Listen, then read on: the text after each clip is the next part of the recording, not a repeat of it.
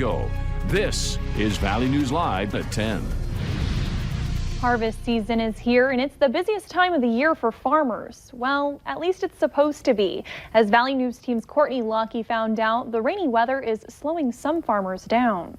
Rainy days and Mondays always get us down. It's conditions like these that have Dale Lammy spending his afternoon inside and not driving a truck full of sugar beets. The rain would stop just about anybody. I think if you tried to walk in a field, you would have so much greasy gumbo underneath your shoes, you'd probably have to figure out a way to get back to the road. During this time of year, haulers and farmers like Dale should be working 12-hour shifts. This is my third year driving truck for sugar beets, and I haven't seen it this wet ever. And I'm just a driver, but drivers can't do anything if there are no beets to haul and farmers can't get into the field. Last week, Dale and his crew hauled 6 days in a row, trying to stay ahead of the rainy weather. And while most farmers say rain is a good thing, too much of a good thing, depending on what it is, of course.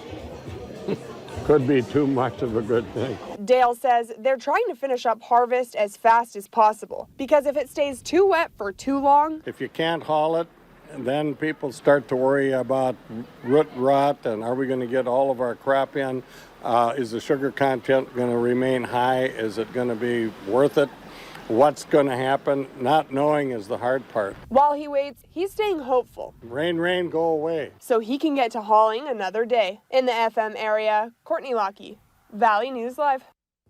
Farmers also want you to know that safety is a big concern during harvest season. They say you should always give trucks hauling for harvest plenty of room and be aware that it takes these heavy trucks a little extra time to stop. Authorities are investigating a stabbing that happened in Grand Forks early this morning around 1:30 in the 2500 block of 14th Avenue. Police say a man had been cut several times with a sharp object. The victim told police that the suspect was trying to rob him. Officials set up a perimeter and found 20-year-old Aurelio Carazeles and 22-year-old Britton Hedberg of Winnell on 11th Avenue South. They were arrested for aggravated assault and robbery. Officials have issued a warrant for the arrest of the driver involved in a crash that killed 38-year-old Johnny Gray back in June. Documents filed yesterday say 34-year-old Daniel Del Pozo is facing charges of criminal vehicular homicide and driving under suspension. On June 23rd, Del Pozo crashed into several parked cars on 10th Street Southwest. The vehicles weren't occupied at the time, but all three vehicles were severely damaged. Gray was pronounced dead at the scene. National Fire Prevention Week begins tomorrow, and the American Red Cross wants to make sure everyone is prepared in the case of a fire. You should test smoke alarms monthly and change the batteries at least once a year. Practice your escape plan until everyone can get out in 2 minutes or less. Pick a meeting spot at a safe distance away from your home, such as a neighbor's home or landmark, like a specific tree in your front yard where everyone can meet. Also include at least 2 ways to get out of each room in your fire escape plan. Parents, listen up. There's an app that Fargo police say you should talk to your kids about. The app is called TikTok, and it's raising concern among parents. Valley News team's Callie Hubbard tells us how to keep your kids safe.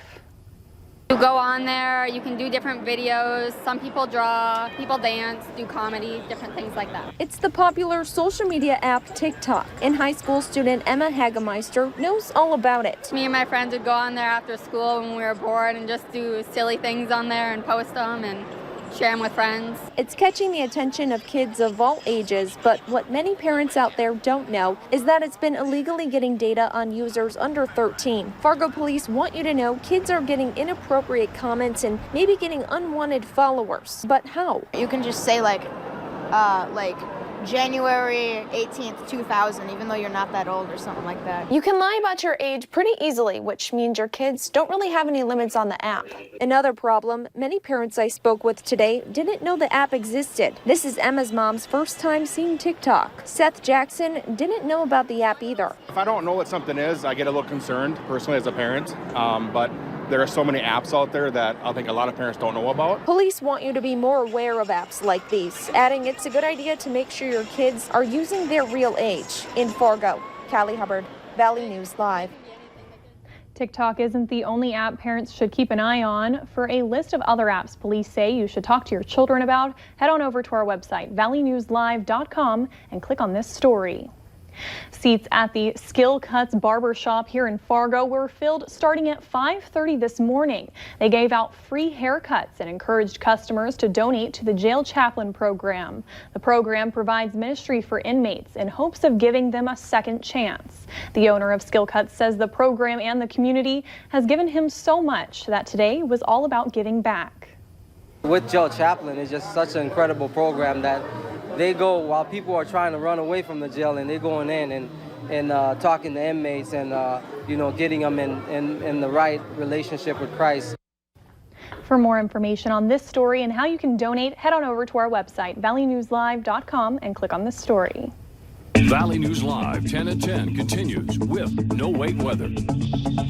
And let's take a look at our tower cam time lapse the Valley News Live Storm Team Skycam Network shot in Fargo. As temperatures stayed cool today, only into the lower 50s as we had periods of rain, lots of cloud cover, and it was breezy to windy. So here's how much rain we got over the past 24 hours. Yellows on this map are over an inch. Greens are between a half an inch and an inch from the Jamestown area to just off to the south of Devil's Lake. The Northern Valley got over an inch in some places where they definitely don't need it, and a large area of over an inch of rain between Detroit Lakes and Thief River Falls. Less rain amounts as you make your way into the Southern Valley. Now the temperature across the region into the upper 40s from the Red River Valley out toward Devil's Lake, Jamestown area, and into the lower 40s out toward northwestern Minnesota, mid-40s into Lakes Country. The winds mainly from a westerly direction up and down the valley, trying to flip around to a southwesterly direction. Just a light breeze around 10 to 20 miles per hour.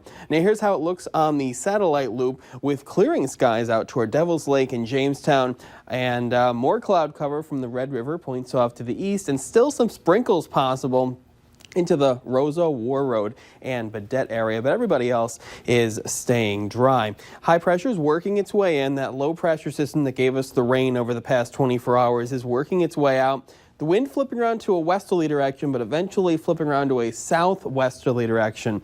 And that will pump in warmer air for the day tomorrow as the high pressure systems will start to gradually clear us out. So the hour-by-hour forecast shows that we will have a decreasing cloud trend as we go through the overnight, especially into the Southern Valley. Low temperatures into the low to mid 40s. And for the day tomorrow, more cloud cover up north, and there is a chance of some rain showers across northwestern Minnesota. More sunshine south and west. Still a little breezy, but the westerly wind, the sunshine, getting temperatures up into the mid to upper 50s for highs as temperatures fall back into the mid to upper 40s as we have a clearing sky during the evening. So recapping the day tomorrow, mid 40s to start, upper 50s, mainly cloudy until the evening. We have clearing skies, and we will have winds from the west around 15 to 30 miles per hour.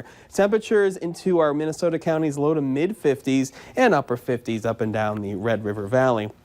Then for Monday into the upper 30s, we got mainly clear skies, but the sunshine that we will get and the southerly wind that we will get during the day on Monday gets temperatures a little warmer into the lower 60s in most places. Here's the photo of the day. It is called Rainy Morning Blues in West Fargo. Thank you to Tracer for this one, using the background of the 7-day forecast. And there's your sunshine for Monday, high of 63 and 68 on Tuesday. We have a powerful system coming through. This one has a lot of wind, and it's going to be from a northerly direction. So temperatures on their way down. Some rain on Wednesday, a mix of rain and snow on Thursday, but temperatures only into the mid to upper 30s with the windy northerly wind through Friday. Chances some snow showers, and then for Saturday, high near 40 with partly cloudy skies. People need to get their shovels and boots ready. The snow is coming. Yeah, maybe some areas need shoveling, but maybe it might be warm enough in the valley to stay a rain-snow mix. Well, I hope so. All right. Thanks, Justin. Yep. Coming up on Valley News Live at 10, hear from the Secretary of State and Joe Biden himself as the impeachment inquiry against President Donald Trump continues. You're watching Valley News Live on TV, online, and on the go. Always on, wherever you are, whenever you need to know. Valley News Live.